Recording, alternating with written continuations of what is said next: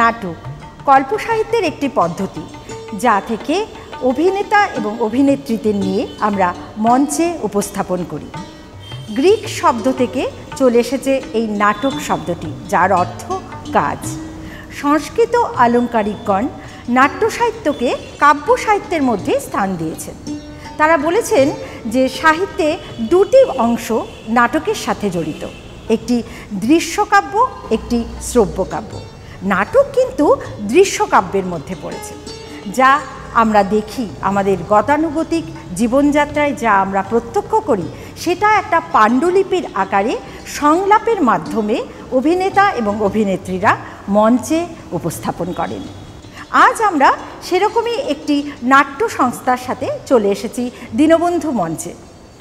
সপ্তম বর্ষ আয়োজিত ইঙ্গিত নাট্য সংস্থার প্রশান্ত মজুমদার স্মৃতিচারণে দীর্ঘ 5 দিনব্যাপী যে নাটকের জয়যাত্রা, তার সাথে আমরা যুক্ত হতে চলেছি। আজ প্রথম দিনের উদ্বোধনে রয়েছে নাটক অমীমাংসিত। আসুন এগিয়ে যাওয়া যায়।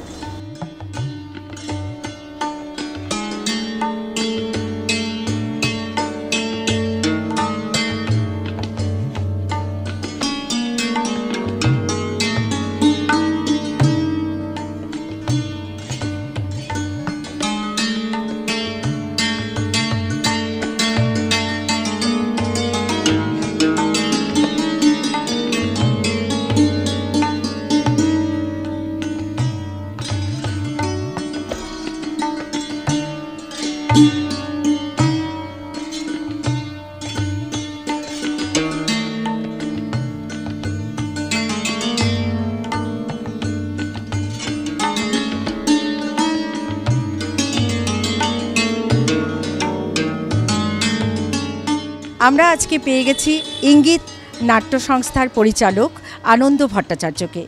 জেনে নেব এই নাটকের জন্মলগ্নের সাল থেকে আজ অবধি কী কী ঘটনা ঘটেছে, কেমন করে কিছু মানুষকে নিয়ে আজ এখানে এসে পৌঁছেছেন। শুনে নেব তার কাছে তাদেরই নাটকের কিছু কথা।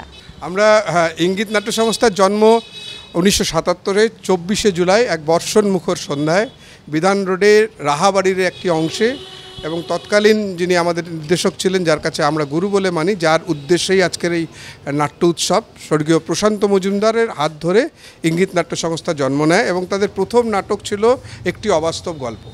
এইভাবেই শুরু হয় ইঙ্গিতের। শুধু শিলিগুড়ি শহরে ইঙ্গিত একটি সুপরিচিত নাম এই কারণেই যে দীর্ঘ সময় ধরে একটা থিয়েটার যাত্রার সঙ্গে, থিয়েটারে যাপনের সঙ্গে জড়িত রয়েছে। এরকম অগ্রজ আমাদের এই শহরে অনেকগুলো দল ছিল, যেমন কর্ণিক ছিল, দামামাতার 50 পূর্ণ করেছে গত 2 বছর আগে, তেমনি উত্তাল আসছে সামনের বছর পূর্ণ করবে 50 বছর, আমরাও করব 2026-এ 50 পূর্ণ করব। এইভাবে শিলিগুড়ির থিয়েটার চর্চা কিন্তু বহুদিনই চলছে। এবং শিলিগুড়ির যদি থিয়েটারের জোয়ার বলা যায় তাহলে সেটা 70-এর দশক। আমরাও সেই থিয়েটারের সঙ্গে যুক্ত হই। আমার নিজে থিয়েটারের সঙ্গে যুক্ত হওয়ার সময় হচ্ছে 1980 সাল, এবং তারপর থেকে নিরবিচ্ছিন্নভাবে ইঙ্গিতের সঙ্গে থিয়েটার প্রযোজনায় রয়েছি।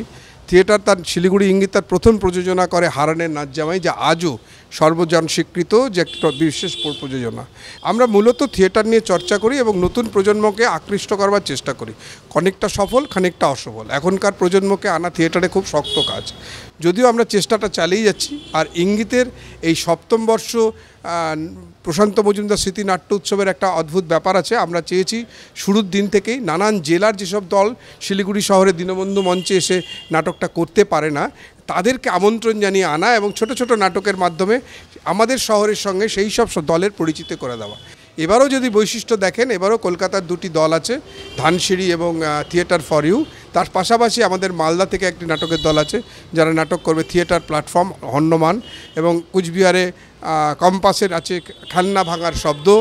আমাদের তারপরে নাটক আছে ধানসিঁড়ির আছে কাদম্বরী, এবং বালুরঘাটের আছে অমানিসা ঘুম।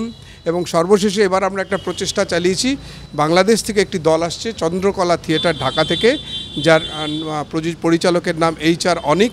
তিনি একটি নাটক করবেন শেখ সাদি, একটি পার্সি কবিকে নিয়ে একক অভিনয়। আমরা আশা করছি তার দলটি এসে পৌঁছবে এবং আর শিলিগুড়ির মন জয় করবে। আমাদের প্রতিবেশী রাষ্ট্র, যেখানে আমাদের মতোই সমান তালে থিয়েটার চর্চা চলে, এবং সেই থিয়েটার চর্চাতে আমরাও সামিল হতে পারি, সেই জন্যই আমরা তাকে আমন্ত্রণ জানিয়েছি।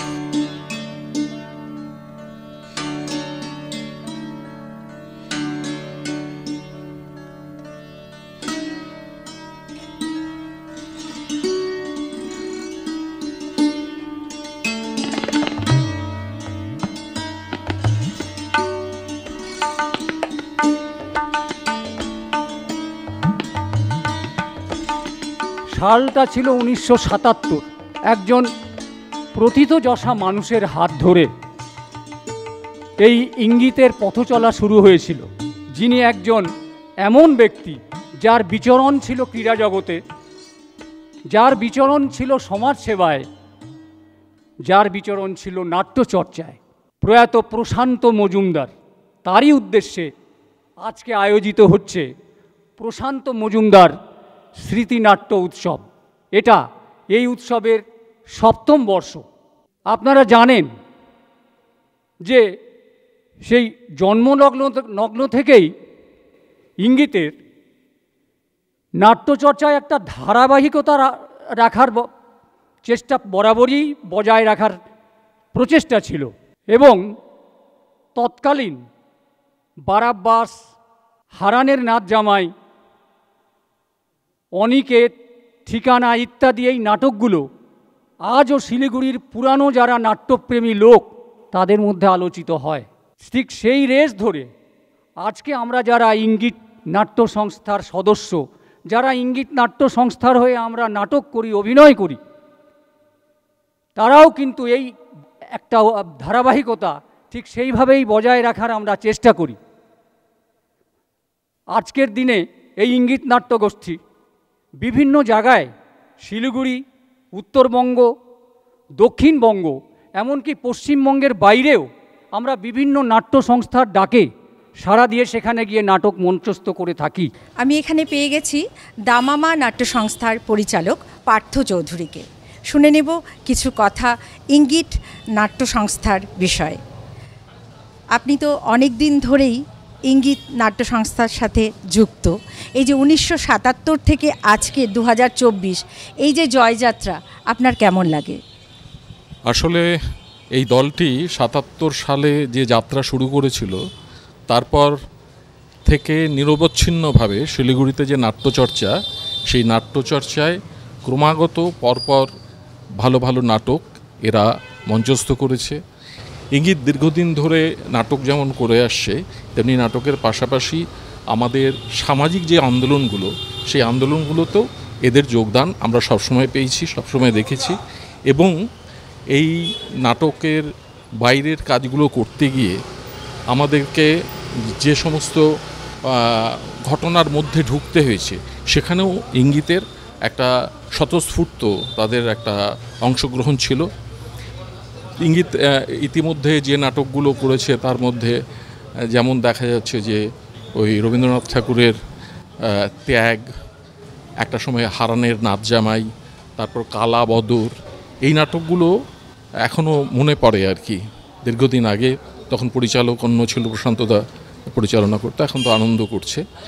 তো গত 7 বছর ধরে এই আজকে যে নাট্য উৎসবটা হতে যাচ্ছে, গত 7 বছর ধরে এই নাট্যোৎসবের এরা আয়োজন করছে, এবং মোটামুটিভাবে বিভিন্ন জেলা, পাশের জেলা, একটু দূরবর্তী জেলা এবং একটু দূরবর্তী যেমন কাটোয়া ইত্যাদি জায়গা থেকেও নাটকের দলগুলো আসছে, এবং নাটকগুলো আমরা দেখে কম বেশি ভালো মন্দের মধ্যে দিয়েই, কিন্তু যেটা লক্ষ্য করার বিষয় সেটা হচ্ছে এই যে এরা মোটামুটিভাবে খুব নিষ্ঠার সঙ্গে, দলটার যেহেতু প্রায় এটা 47 বছর পেরিয়ে 48-এ পা দিয়েছে, ফলে এর সঙ্গে যুক্ত মানুষেরাও এখন সিনিয়র সিটিজেন।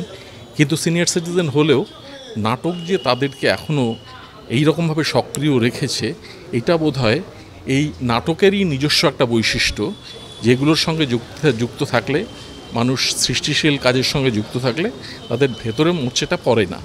ফলে ইঙ্গিত এগিয়ে চলেছে, এবং আমরা আশা করব যে আগামীতে ওদের 50 বছর পূর্তি হবে, এবং সেটাও নিশ্চয়ই অনুষ্ঠান হবে নানান, এবং আরও ভালো ভালো নাটক তারা করুক, তাদের শ্রীবৃদ্ধি কামনা করি।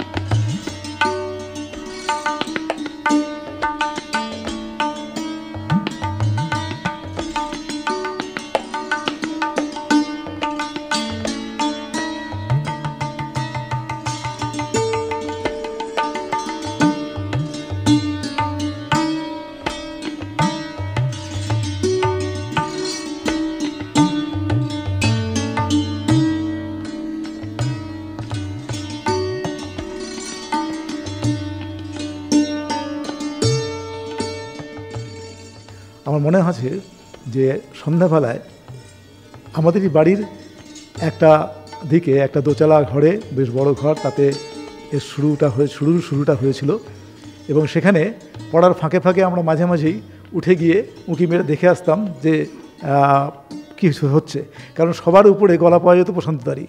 প্রশান্তদাকে যা দেখেছি, প্রশান্ত সত্যিকারেরই একজন শিলিগুড়ির এই জনপদে একজন মানে অত্যন্ত উল্লেখযোগ্য এবং ভাস্বর মানুষ। কারণ ইঙ্গিত নাট্য সংস্থা তৈরি করার আগেও তিনি নাটকের সঙ্গে জড়িত ছিলেন এবং সেই যেরকম গ্রুপ থিয়েটারের ধারাবাহিকতা থাকে তার একটা থেকে একটা তৈরি হওয়া, সেটা সুলক্ষণও, সেটা সবটাই তার। যাই হোক, তা সেটাতেই এই ইঙ্গিতের সূচনা। এবং ইঙ্গিতের নাটকের পাশাপাশি ওনাকে আমার আরেকটা স্মৃতিতেও খুব বেশি মনে পড়ে যে উনি ছিলেন ক্রীড়া জগতের একজন অত্যন্ত উজ্জ্বল, তার উপস্থিতি ছিল শিলিগুড়ির ক্রীড়া জগতে। এবং শিলিগুড়ি স্পোর্টস অ্যাসোসিয়েশন আমাদের পাড়ার সেই রাস্তাতেই হওয়াতে আমি কতগুলো দৃশ্য বরাবরই দেখতাম। সন্ধ্যার সময় কোনো কারণে সেখান দিয়ে গেলে অনেকটা আগে থেকেই প্রশান্ত তার গলায় পাওয়া যেত। অর্থাৎ লিডারশিপ তার একটা সহজাত ব্যাপার ছিল। এবং আমার এই দৃশ্যটাও বেশ মনে পড়ে। রেন্টুদা এখানে আছেন, রেন্টুদা তার পরবর্তীতে গোলকিপার ছিলেন, প্রশান্তদা তার আগে গোলকিপার ছিলেন। গোলকিপারেরটা বিশেষ মনে নেই, তবে তার রেফারিং করাটা আমার ভীষণভাবে মনে আছে। একটা রেফারির সেই নির্দিষ্ট কালো পোশাক পরে যখন হাতে একটা বল ধরে নিয়ে উনি মাঠের দিকে এগোতেন, তিলক ময়দানের দিকে, খুব সংক্ষিপ্ত একটা রাস্তা, সেই রাস্তাটায় যখন এগোতেন যে শিলিগুড়ি লিগের ক্রীড়াটাকে, মানে যে খেলা চলছে সেটাকে খুব সুশৃঙ্খলভাবে শাসন করা এবং পরিচালনা করা, এটা ছিল তার কাজ। আমরা ছোটরা অপেক্ষা করতাম কখন প্রশান্তদা যাবে। প্রশান্তদার পাশে পাশে বিনা টিকিটে ঢুকে পড়ার জন্য আমরা সেই সঙ্গটা নিতাম এবং তিনিও হাত টেনে আমাদের এভাবে ঢুকিয়ে দিতেন বিনা টিকিটে। এটা একটা খুব সুখদ স্মৃতি ঠিকই। এবং পারিবারিক যোগ থাকার জন্য আমি ব্যক্তিগতভাবেও তাদের সঙ্গে অনেকটাই সম্পৃক্ত ছিলাম। মান্তুদার কথাও তাই চলেই আসে, আজকে তার স্মৃতিতেও একটা বিশেষ সম্মাননা আমরা এখানে আয়োজন রেখেছি। তো এই দুই মিলিয়ে এবং শিলিগুড়ির যারা পুরোধা নাট্য অর্থাৎ গ্রুপ নাটক বা নাট্য আন্দোলনের সেই ক্ষেত্রে যারা সবচেয়ে অগ্রসর মানুষ, তাদের মধ্যে প্রশান্ত সত্যি একজন অন্যতম। আমরা পেয়ে গেছি একজন সমাজসেবী এবং নাট্যপ্রেমী দীপজ্যোতি চক্রবর্তীকে। আমরা আপনার কাছে জানতে চাই, এই যে নাটক, এই নাটক আমাদের সমাজে কিভাবে প্রভাব বিস্তার করেছে, আগামী প্রজন্ম কিভাবে নেবে আমাদের এই নাটককে?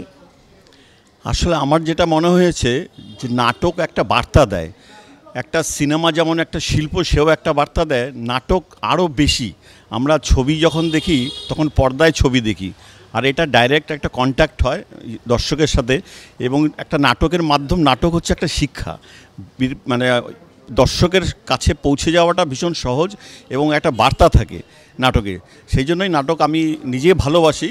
আমারও খুব ইচ্ছা ছিল যে নাটক করব, কিন্তু আমি চেষ্টা করেছিলাম, কিন্তু আমার কাছে এই কাজটা খুব কঠিন মনে হয়েছে। যে এরা অনেক বেশি শিক্ষিত, তারাই নাটকে আসে এবং তাই আমরা নাটকটা নিয়মিত দেখি এবং তাই আজকে আমি ইঙ্গিতের নাটকটা দেখতে এসেছি।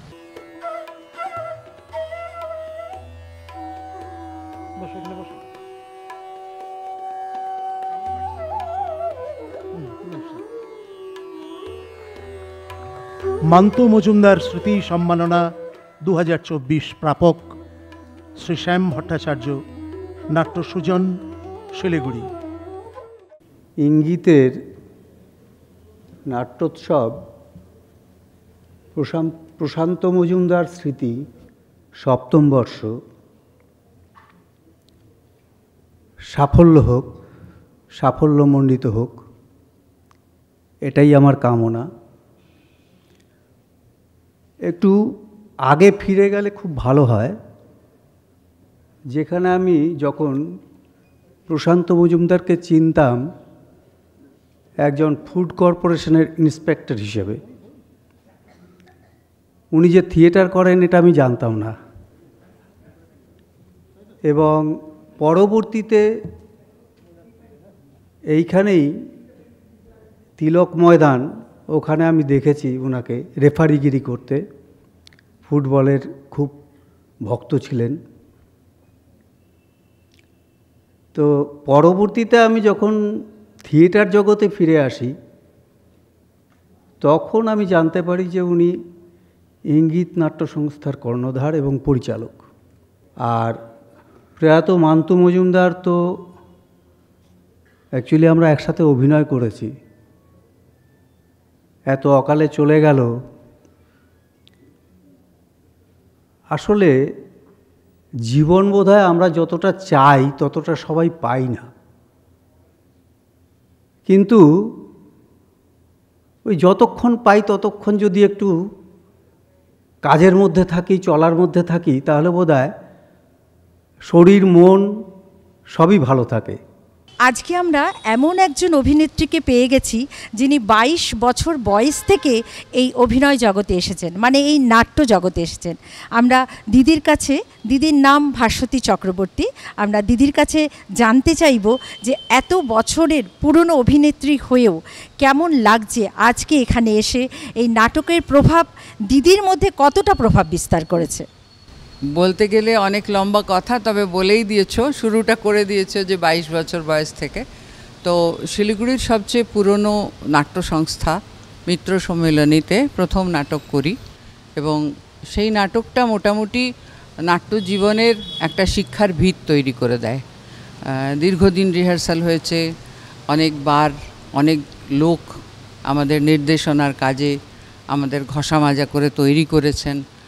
তো সেই সূত্র ধরে বলা যেতে পারে যে ওই যে নাটকটা ছোটোবেলা থেকেই ভালো লাগতো, বাড়িতে একটা পরিবেশ ছিল, বাবা কবিতা বলতেন, জেঠু যাত্রাপালা করতেন, তো সেখান থেকে শুরু। তারপরে আমরা নিজেরাই একটা দল তৈরি করি। আসল কথা, এই ঘটনাটা আজকের প্রেক্ষিতে মনে করতে হবে যে আমাদের তখন অপশানস খুব বেশি ছিল না, টিভি ছিল না, তো মুঠোফোনও তখন আসেনি, কাজেই আমাদের কিছু একটা করার ইচ্ছে মানুষের একটা স্বাভাবিক বৃত্তি। তো নিজেকে প্রকাশ করার ক্ষেত্রে নাটকটাকেই সবচেয়ে জীবন্ত একটা মাধ্যম বলে মনে হয়েছিল। তো সেই জন্য আমরা সবাই মিলে একটা দল তৈরি করি, উত্তাল নাট্যগোষ্ঠী তার নাম, আজও সদর্পে শিলিগুড়িতে কাজ করছে। তো এবং সচরাচর যেটা হয়, মহিলারা একটু অপ্রতুলই হয়ে থাকে নাটকে। তো আমার যেহেতু বাড়ির পুরোটাই সাহায্য এবং পৃষ্ঠপোষকতা ছিল, তাই আমার কোনো অসুবিধা হয়নি, বরং সুবিধেই হয়েছে। প্রথম নাটকে মনে আছে বাবা বই ধরে পাঠ মুখস্থ করিয়েছিলেন, মানে আমি আমারটা বলতাম, বাবা বাকি সবটা বলে দিতেন, তো এই করে পাঠ মুখস্থ হয়েছিল। তো সেখান থেকে যেটা আজকে মনে হয় যে আমাদের মধ্যে যে ভালোবাসাটা ছিল, যে ভালোবাসা বলবো না, সঠিক শব্দ হচ্ছে পাগলামোটা ছিল, সেটা আজকে একটু অপ্রতুল হয়ে পড়েছে। আজকাল লোকেরা যেখানেই যায় সেখানেই তাদের কেরিয়ারের কথা চিন্তা করে কাজটা করে। এই নিয়ে আমার ভবিষ্যৎ কি হবে তাই ভাবে।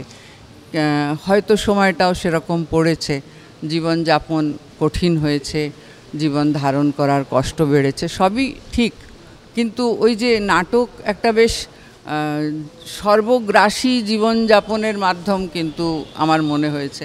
আমার জীবন দিয়ে অন্তত তাই বুঝেছি। নাটকটা ছেড়ে কখনোই যাওয়া হয়নি।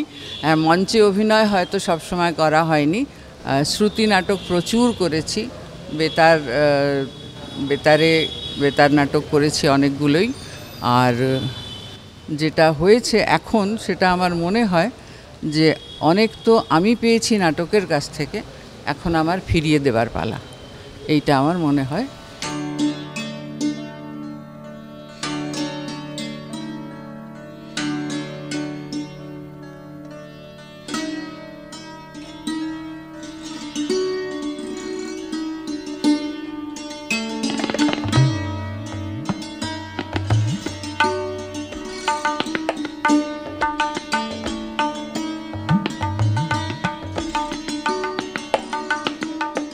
নাটকের ইচ্ছাটা বলতে গেলে আশেপাশে নাটকের কিছু বন্ধুবান্ধব ছিল, তাদের নাটক দেখতে দেখতেই মোটামুটি নাটকের উপর ইন্টারেস্টটা গ্রো করলো।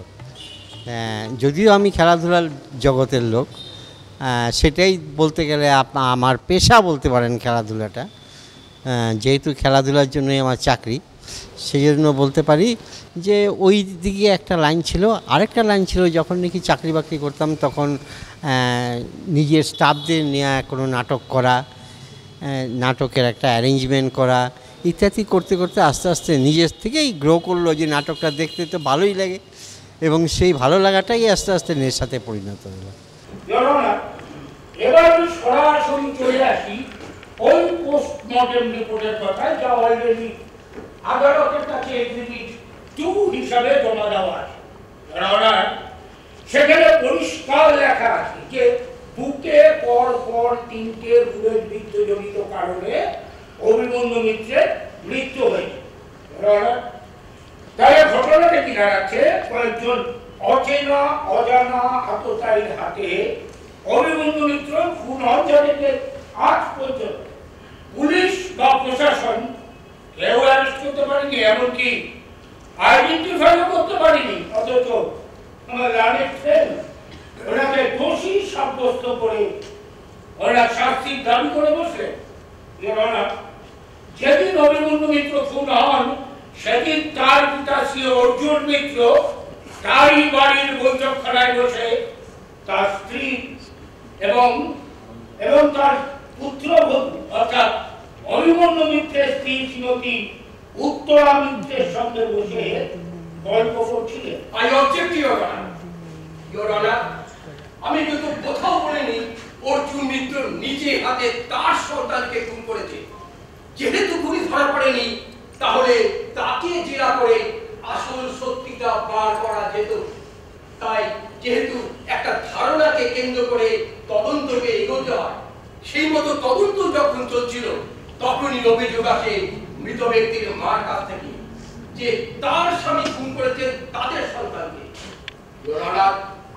খুন করা এই অর্থে সরাসরি নিজে হাতে গুলি চালিয়ে নয়, তিনি মাস্টারমাইন্ড এবং এই হত্যাকাণ্ডের আসল মাথা।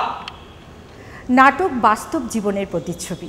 নাটকের মাধ্যমে আমরা সমাজকে কিছু বার্তা দেওয়ার চেষ্টা করি, আর নাট্যকারীর লেখনীতে যে ঘটনা, আমাদেরই জীবনের ঘটনা যা উঠে আসে, সেটাই আমরা মঞ্চে উপস্থাপন করি। আসুন আমরা আরও কিছু কথা, আরও কিছু পর্ব নিয়ে আপনাদের সামনে আসব, অন্য কোনো ঠিকানায়, অন্য কোনো পর্বে।